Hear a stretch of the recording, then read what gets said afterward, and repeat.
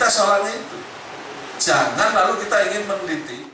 Kepala Badan Penelitian dan Pengembangan dan Pendidikan dan Pelatihan Kementerian Agama Republik Indonesia, Profesor Dr. Suyitno menjadi pembicara dalam kuliah umum yang digelar di Gedung Pasca Sarjana Universitas Islam Negeri Raden Fatah Palembang pada Rabu 6 Desember 2023.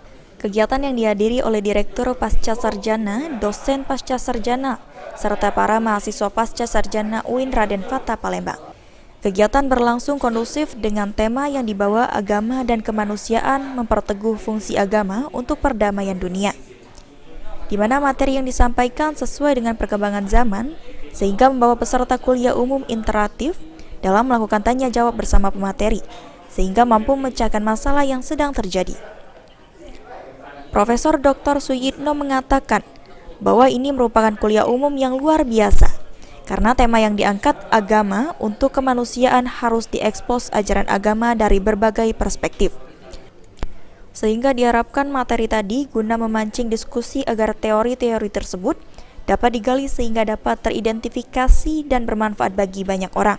Pertama, ini kan kuliah umum yang luar biasa karena dilaksanakan oleh Pasca Sarjana UIN Raden Fatah yang mengambil tema agama untuk kemanusiaan. Yang sisi harus kita ekspos terutama bagi pasca sarjana yang kajiannya kan sangat komprehensif.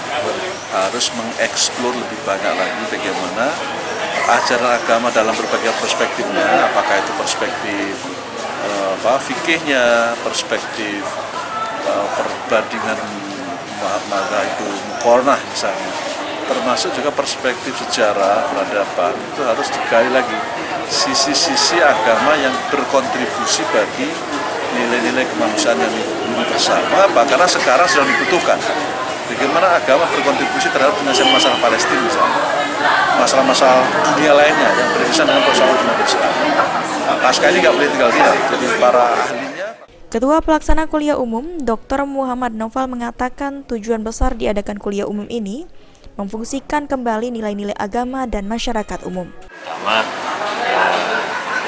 tujuan besar kita untuk memfungsikan kembali nilai-nilai keagamaan kepada mahasiswa dan masyarakat umum. Lutfi, PAL TV.